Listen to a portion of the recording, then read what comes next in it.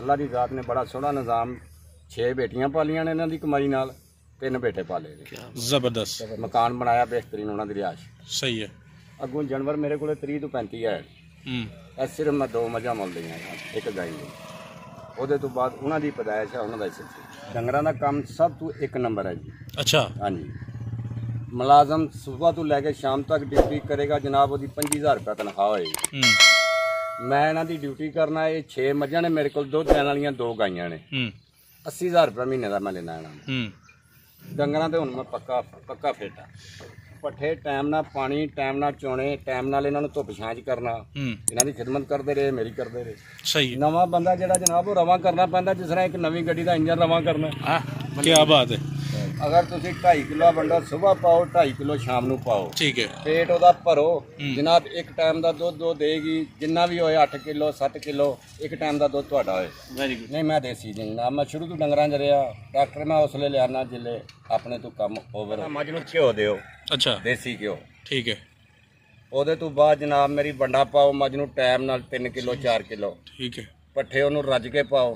ਅੱਲਾ ਦੇ ਫਜ਼ਲ ਨਾਲੋਂ ਪੂਰੇ ਸੂਏ ਵਿੱਚ ਦੱਸਦੀ ਹੈ, ਔਰ 2 ਮਹੀਨੇ ਪਹਿਲਾਂ ਸ਼ੁਰੂ ਕਰ ਲਓ।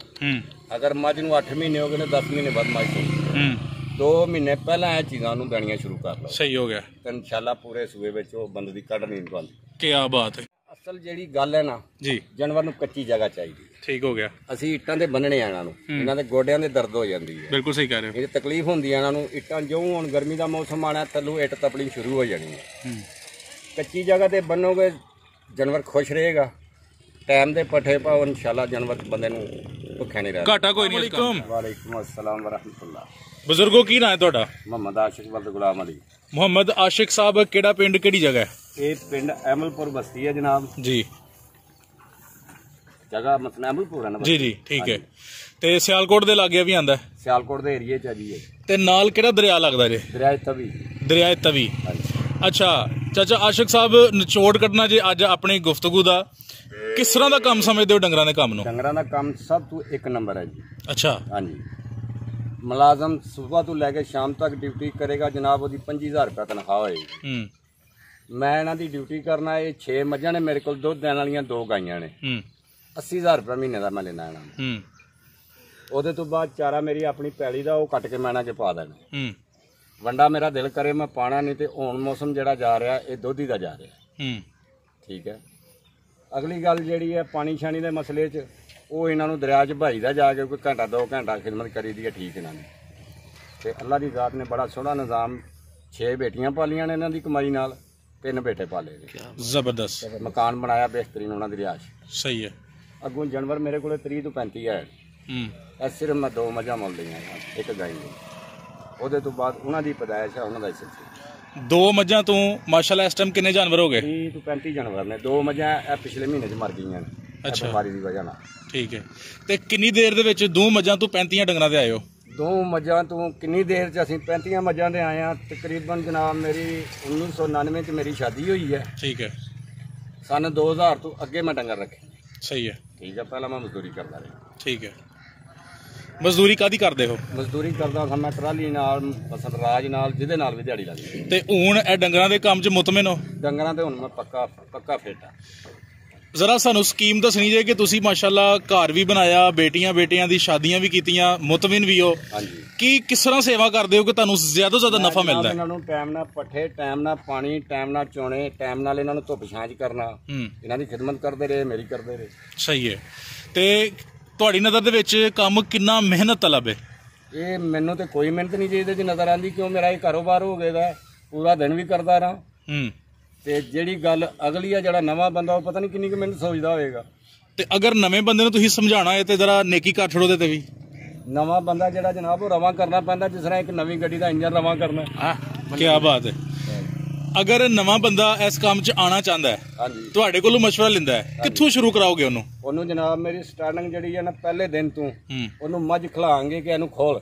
ਅੱਛਾ। ਬੰਨੇਗਾ ਕਿਸ ਤਰ੍ਹਾਂ, ਉਹਦੀ ਜਗ੍ਹਾ ਦੇਖਾਂਗੇ ਕਿ ਕਿਹੜੀ ਜਗ੍ਹਾ ਤੇ ਇਹ ਬੰਦਾ ਹੈ। ਫਿਰ ਉਹਨੂੰ ਚਾਰਾ ਪਾਵਾਂਗੇ ਜਨਾਬ ਮੇਰੀ, ਦੇਖਣੇ ਉਹ ਬੰਦਾ ਮੱਝ ਨੂੰ ਚਾਰੇ ਵਾਲੇ ਜਿਹੜਾ ਉਹ ਬਣਾਈ ਹੈ ਜਗ੍ਹਾ, ਉੱਥੇ ਤੱਕ ਖੜਦਾ ਜਾਂ ਨਹੀਂ। ਅਗਲਾ ਮਸਲਾ ਫਿਰ ਅਗਲੇ ਨਾਲ। ਅੱਛਾ ਚਾਚੂ ਜੀ, ਇਹ ਦੱਸਿਓ ਕਿ ਇੱਕ ਮੱਝ ਲਈ ਕਿੰਨੇ ਪੱਠੇ ਬੀਜਣੇ ਚਾਹੀਦੇ ਨੇ? ਇੱਕ ਮੱਝ ਦਾ ਹਿਸਾਬ ਦੱਸੋ। ਮੱਝ ਲਈ ਪੱਠੇ ਜਨਾਬ 4 ਕਨਾਲਾਂ। 4 ਕਨਾਲਾਂ। 1 ਕਿੱਲੇ ਦਾ ਅੱਧਾ ਹਿੱਸਾ। ਇਹ 6 ਮਹੀਨੇ ਦਾ ਹਿਸਾਬ ਦੱਸਿਆ ਰਹੀਆਂ ਪੂਰੇ ਸਾਲ ਦਾ? ਇਹ ਜਨਾਬ ਮੇਰੀ ਸਿਰਫ ਦੱਸਿਆ ਕਿ ਜਿਹੜੀ ਫਸਲ ਦੇ ਟਾਈਮ ਜਿਹੜੀ ਬੀਜਣੇ ਆ, ਜਾਂ ਮਿਸਾਲ ਅਸੀਂ ਆ ਪੱਠੇ ਸਟਾਲੇ ਤੇ ਲੂਸਣ ਬੀਜਣੇ, ਇੱਕ ਸੀਜ਼ਨ ਦਾ ਦੱਸਿਆ? ਇੱਕ ਸੀਜ਼ਨ। ਕਿੰਨਾ ਕੁ ਵੰਡਾ ਕਾਫੀ ਹੈ ਇੱਕ ਮੱਝ ਲਈ? ਇੱਕ ਧੜੀ ਜਨਾਬ 5 ਕਿਲੋ। 5 ਕਿਲੋ। ਅਗਰ 5 ਕਿਲੋ ਵੰਡਾ ਇੱਕ ਮੱਝ ਨੂੰ ਪਾਉਂਦੇ ਆ ਤੇ ਕਿੰਨਾ ਕੁਛ ਦੇਗੀ ਸਾਨੂੰ, ਕਿੰਨਾ ਦੁੱਧ ਦੇਗੀ ਉਹ? ਅਗਰ ਤੁਸੀਂ 2.5 ਕਿਲੋ ਵੰਡਾ ਸਵੇਰ ਪਾਓ, 2.5 ਕਿਲੋ ਸ਼ਾਮ ਨੂੰ ਪਾਓ, ਠੀਕ ਹੈ, ਪੇਟ ਉਹਦਾ ਭਰੋ ਜਨਾਬ, ਇੱਕ ਟਾਈਮ ਦਾ ਦੁੱਧ ਉਹ ਦੇਗੀ, ਜਿੰਨਾ ਵੀ ਹੋਏ 8 ਕਿਲੋ 7 ਕਿਲੋ ਇੱਕ ਟਾਈਮ ਦਾ ਦੁੱਧ ਤੁਹਾਡਾ ਹੋਏ। ਵੈਰੀ ਗੁੱਡ, ਜ਼ਬਰਦਸਤ। ਅੱਛਾ, ਹੁਣ ਇਹ ਦੱਸਿਓ ਕਿ ਮਾਸ਼ਾਅੱਲਾ ਤੁਹਾਡਾ ਡੇਲੀ ਬੇਸ ਤੇ ਕਿੰਨਾ ਦੁੱਧ ਹੋ ਜਾਂਦਾ ਹੈ? ਇਸ ਲਈ ਮੇਰੇ ਕੋਲੇ ਮੱਝਾਂ 6 ਸਨ, ਉਹਨਾਂ ਦੀ ਇੱਕ ਮੱਝ ਪਿੱਛੇ ਮਰ ਗਈ ਹੈ ਥੋੜੇ ਦਿਨ ਪਹਿਲਾਂ ਜੀ, 10-12 ਦਿਨ। ਠੀਕ ਹੈ। 5 ਮੱਝੀਆਂ ਲੈ ਰਹੀਆਂ ਨੇ, ਇੱਕ ਗਾਂ ਦੁੱਧ ਦਿੰਦੀ ਹੈ। ਉਹਦਾ ਮੈਂ ਦੁੱਧ ਦੇਣਾ ਜਨਾਬ 35 ਕਿਲੋ, ਆਪਣੇ ਬੱਚਿਆਂ ਨੂੰ ਵੀ 7-8 ਕਿਲੋ 10 ਕਿਲੋ ਦੁੱਧ ਦੇਣਾ। ਅੱਛਾ, ਤੇ ਅੱਛਾ ਬਜ਼ੁਰਗੋ ਤੁਸੀਂ ਇਹ ਦੱਸਿਓ ਕਿ ਇਸ ਟਾਈਮ ਟੋਟਲ ਤੁਹਾਡਾ ਦੁੱਧ ਕਿੰਨਾ ਹੋ ਜਾਂਦਾ? 35 ਕਿਲੋ ਦੱਸਿਆ ਜੀ? 35 ਕਿਲੋ ਦੁੱਧ ਮੈਂ ਮੁੱਲ ਵੇਚਣਾ, ਕੋਈ 10 ਕਿਲੋ ਦੁੱਧ ਬਚਾ ਕੇ ਘਰ ਰੱਖਣਾ ਬੱਚਾ। ਕਿਸ ਰੇਟ ਤੇ ਸੇਲ ਕਰਦੇ? 80 ਰੁਪਏ। 80 ਰੁਪਏ ਡੇਲੀ ਤੇ ਤੁਹਾਡੀ ਕਿੰਨੀ ਇਨਕਮ ਆਈ ਜਾਂਦੀ ਹੈ? ਮਸਲਨ ਜਿੰਨੇ ਪੈਸੇ ਸਾਨੂੰ ਮਿਲਦੇ ਜੀ ਜੀ, ਤੇ ਤੁਹਾਨੂੰ ਕਿੰਨੇ ਦਿਹਾੜੀ ਦੇ ਕਿੰਨੇ ਮਿਲਦੇ ਨੇ? ਦਿਹਾੜੀ ਦਾ 2550 ਰੁਪਏ ਰੋਜ਼ ਲੈਣਾ ਜੀ। 2550 ਰੁਪਇਆ। ਜ਼ਬਰਦਸਤ। ਤੁਸੀਂ ਇੱਕ ਇੱਕ ਚੀਜ਼ ਦਾ ਹਿਸਾਬ ਕੀਤਾ ਹੈ। 2550 ਤੋਂ ਇਹਨਾਂ ਤੇ ਕਿੰਨੇ ਲਾਉਂਦੇ ਹੋ? ਇਹਨਾਂ ਤੇ ਜਨਾਬ ਮੇਰੀ ਇਸ ਟਾਈਮ ਜਿਹੜਾ ਵਕਤ ਜਾ ਰਿਹਾ ਨਾ, ਹੁਣ ਚੇਤਰ ਦਾ ਮਹੀਨਾ ਜੀ, ਪੱਠੇ ਮੇਰੇ ਕੋਲ ਆਪਣੇ ਬੜੇ ਨੇ, ਮਾਸ਼ਾਅੱਲਾ, ਸਿਰਫ 600 ਰੁਪਏ ਖਰਚਾ ਕਰਨਾ। ਅੱਛਾ, ਹਾਂਜੀ, 2550 ਚੋਂ ਸਿਰਫ 600 ਰੁਪਇਆ? 600 ਰੁਪਏ। ਕਿਉਂ ਮੇਰੇ ਕੋਲ ਪੱਠਾ ਆਵਾ ਹੁਣ ਰੱਜ ਕੇ ਖਾਂਦੇ ਮਾਸ਼ਾਅੱਲਾ। ਯਾਨੀ ਬਾਕੀ 1900 ਤਕਰੀਬਨ ਤੁਹਾਡਾ ਜਿਹੜਾ ਨਾ ਬਚਤ ਹੈ? ਉਹ ਮੈਨੂੰ ਬਚਤ ਹੈ ਮੇਰੀ। ਜ਼ਬਰਦਸਤ। ਤੁਸੀਂ ਬੜੀ ਜ਼ਬਰਦਸਤ ਗੱਲਬਾਤ ਕਰ ਰਹੇ ਹੋ। ਇਹ ਦੱਸੋ ਕਿ ਤੁਸੀਂ ਇਸ ਕੰਮ ਦੀਆਂ ਬੜੀਆਂ ਖੂਬੀਆਂ ਬਿਆਨ ਕੀਤੀਆਂ, ਮਸਾਇਲ ਵੱਲ ਆਨੇ ਆ, ਔਰ ਸਭ ਤੋਂ ਪਹਿਲੇ ਤੁਹਾਡੀ ਜਿਹੜੀ ਮੱਝ ਮਰ ਗਈ ਹੈ ਉਹਦੀ ਵਜ੍ਹਾ ਪੁੱਛਾਂਗੇ ਕੀ ਹੋਇਆ? ਉਹਦੀ ਵਜ੍ਹਾ ਇਹ ਹੋਈ ਹੈ ਕਿ ਇੱਕ ਨਵੀਂ ਬਿਮਾਰੀ ਆਈ ਹੈ ਕੋੜ ਦੀ। ਉਹ ਮੱਝ ਨੂੰ ਕੋੜ ਦੀ ਬਿਮਾਰੀ ਆ ਗਈ ਹੈ। ਮੈਂ ਡਾਕਟਰ ਸਾਹਿਬ ਕੋਲ ਗਿਆ, ਸਰਕਾਰੀ ਡਾਕਟਰ ਵੀ ਹੈ ਔਰ ਸਿਵਲ ਡਾਕਟਰ ਵੀ ਹੈ। ਠੀਕ ਹੈ ਜਨਾਬ, ਮੈਂ ਉਹਦੇ ਕੋਲ ਜਾ ਕੇ ਉਹਦੇ ਨਾਲ ਮਸ਼ਵਰਾ ਕੀਤਾ। ਉਹਨੇ ਕਿਹਾ ਕਿ ਜਨਾਬ ਟੀਕੇ ਤੁਹਾਨੂੰ ਦਿੰਨੇ ਆ ਅਸੀਂ, ਤੁਸੀਂ ਲਾਓ, ਲੇਕਿਨ ਇਸ ਬਿਮਾਰੀ ਦਾ ਟੀਕਾ ਕੋਈ ਨਹੀਂ ਸਾਡੇ ਕੋਲ। ਅੱਛਾ, ਠੀਕ ਹੈ। ਉਹ ਮੱਝ ਮਸਲਨ 5 ਮੱਝਾਂ ਬਿਮਾਰ ਹੋਈਆਂ ਨੇ, ਇੱਕ ਗਾਂ ਬਿਮਾਰ ਹੋਈ ਹੈ। 4 ਮੱਝਾਂ ਤੇ ਇੱਕ ਗਾਂ ਬਚ ਗਈ ਹੈ। ਅੱਛਾ, ਇੱਕ ਮੱਝ ਮਰ ਗਈ ਹੈ। ਉਹਨੂੰ ਬਾਰ-ਬਾਰ ਉਹ ਬਿਮਾਰੀ ਪਰਤ ਕੇ ਬਾਰ-ਬਾਰ ਜਿਹੜੀ ਹੈ ਨਾ, ਔਰ ਉਹ ਮੱਝ ਮੇਰੇ ਕੋਲੇ 8 ਸੂਏ ਸੂਈ ਹੈ। ਅੱਛਾ, 8 ਬੱਚੇ ਮੇਰੇ ਕੋਲ ਮੌਜੂਦ ਨੇ ਉਹਦੇ। ਸਹੀ ਹੈ।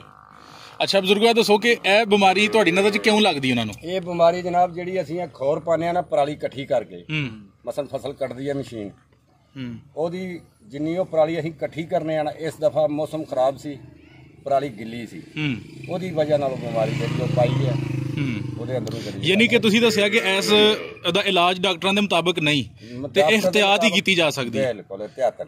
ਔਰ ਇhtiyat ਹੈ ਕਿ ਗਿੱਲੀ ਪਰਾਲੀ ਨਾ ਪਾਈ ਜਾਏ, ਬਸ ਗੰਦਾ ਪੱਠਾ ਨਾ ਪਾਓ, ਗੰਦੀ ਪਰਾਲੀ ਨਾ ਪਾਓ, ਤੇ ਇਨਸ਼ਾਅੱਲਾ ਇਹਨਾਂ ਚ ਬੜੀ ਰੋਜ਼ੀ। ਅੱਛਾ ਚਾਚਾ ਆਸ਼ਕ, ਇਹ ਤੇ ਗੱਲਾਂ ਹੋ ਗਈਆਂ। ਹੁਣ ਇਹ ਦੱਸੋ ਕਿ ਇਸ ਤੋਂ ਇਲਾਵਾ ਅਗਰ ਕੋਈ ਡੰਗਰ ਤੁਹਾਡਾ ਬਿਮਾਰ ਹੋਏ, ਕੋਈ ਮਸਲਾ ਹੋਏ, ਤੇ ਫਿਰ ਉਹਦਾ ਇਲਾਜ ਕਿਹੜਾ ਕਰਦੇ ਹੋ, ਡਾਕਟਰੀ ਜਾਂ ਦੇਸੀ? ਨਹੀਂ, ਮੈਂ ਦੇਸੀ ਜੀ ਨਾ, ਮੈਂ ਸ਼ੁਰੂ ਤੋਂ ਡੰਗਰਾਂ 'ਚ ਰਿਹਾ।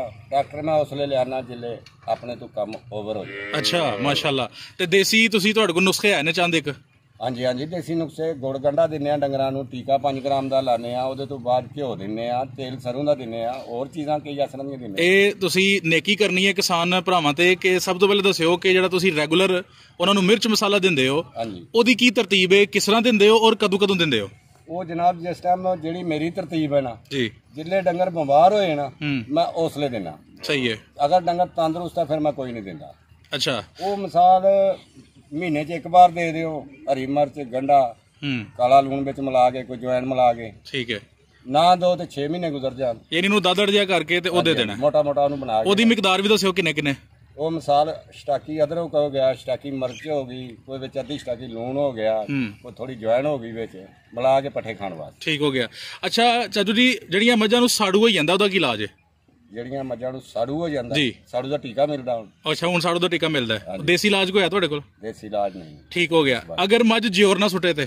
ਮੱਝ ਜ਼ੋਰ ਨਾ ਸੁੱਟੇ, ਇਹ ਜਿਸਮ ਦੇ ਮੁਤਾਬਕ ਹੁੰਦਾ। ਕੋਈ ਮੱਝ ਗਰਮੀ ਵਾਲੀ ਹੁੰਦੀ ਹੈ, ਕੋਈ ਬਾਈ ਵਾਲੀ ਹੁੰਦੀ ਹੈ, ਕੋਈ ਅੰਦਰੋਂ ਠੰਡੀ ਹੁੰਦੀ ਹੈ। ਬਿਲਕੁਲ ਸਹੀ ਕਹਿ ਰਹੇ ਹੋ। ਇਹ ਵਾਰ-ਵਾਰੀ ਸਾਰਿਆਂ ਦੇ ਫਰਕ ਦੱਸਣੇ ਨੇ ਕਿ ਅਗਰ ਗਰਮੀ ਨਾਲ ਨਹੀਂ ਤੇ ਫਿਰ ਜਿਹੜੀ ਮੇਰੀ ਆਪਣੀ ਗੱਲ ਹੈ ਨਾ, ਮੈਂ ਜਨਾਬ ਕੀ ਕਰਨਾ ਕਿ ਜਿੱਲੇ ਮੱਝ ਦੀ ਜੇਰ ਅੜ ਜਾਏ ਨਾ, ਬਈ ਹੁਣ ਮੱਝ ਦੀ ਜੇਰ ਚੱਲੀ ਨਹੀਂ ਹੈ, ਮੁੰਜੀ ਨਹੀਂ ਹੈ, ਮੁੰਜੀ ਇਹਦੀਆਂ 2 ਮੁੱਠਾਂ ਲਾ ਕੇ ਅੱਗੇ ਰੱਖਣਾ।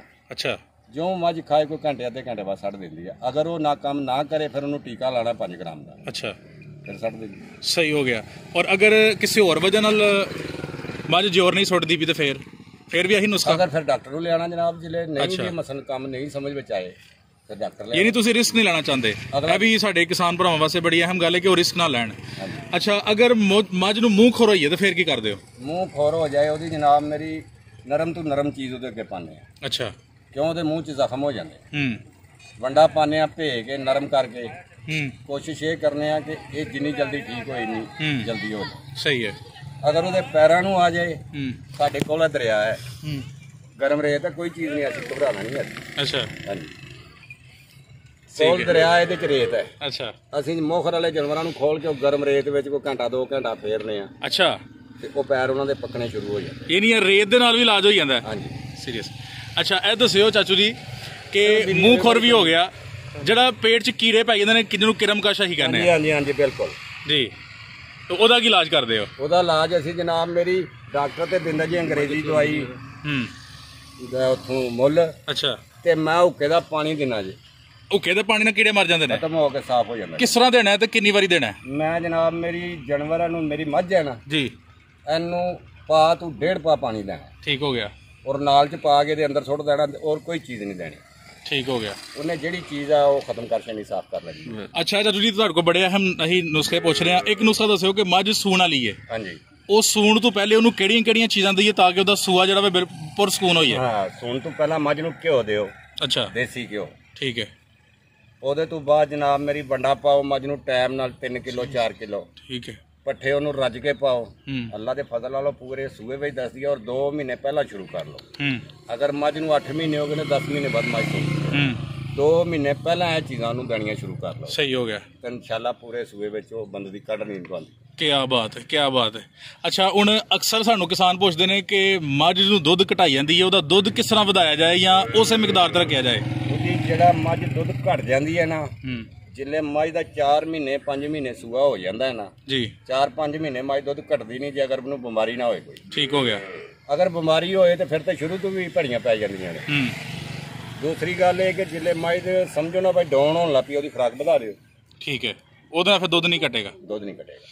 ਮੱਝ ਜਿਹੜੀ ਨਹੀਂ ਬਣਦੀ, ਨਹੀਂ ਖਲੋਂਦੀ, ਉਹਦਾ ਕੀ ਇਲਾਜ? ਉਹਦਾ ਇਲਾਜ ਜਨਾਬ ਮੇਰੀ ਬਸਤੀ 'ਚ ਇੱਕ ਬੰਦਾ ਜੇ। ਅੱਛਾ, ਅਬਦੁਲ ਸਾਹਕ ਉਹਦਾ ਨਾਂ ਹੈ। ਠੀਕ ਹੈ। ਇੱਕ ਝੋਟੀ ਮੇਰੇ ਕੋਲ ਮੌਜੂਦ ਹੈ। ਇਹ 1 ਸਾਲ ਪੂਰੇ ਵਿੱਚ ਤਕਰੀਬਨ 100 ਦਫਾ ਇਹ ਨਵੀਂ ਹੋਈ ਹੈ। ਨਵੀਂ ਸਮਝ ਦੇਣਾ ਪਰ ਬਿਲਕੁਲ ਸਮਝਿਆ, 100 ਦਫਾ ਨਵੀਂ ਹੋਈ ਹੈ। ਅੱਛਾ, ਇੱਕ ਦਿਨ ਮੈਂ ਕਸਾਈ ਦੇ ਚੱਕਰ 'ਚ ਹੋ ਗਿਆ ਕਿ ਇਹਨੂੰ ਵੇਚ ਛੜਾ ਸੰਡਾ, ਮੈਂ ਕੀ ਕਰਨਾ।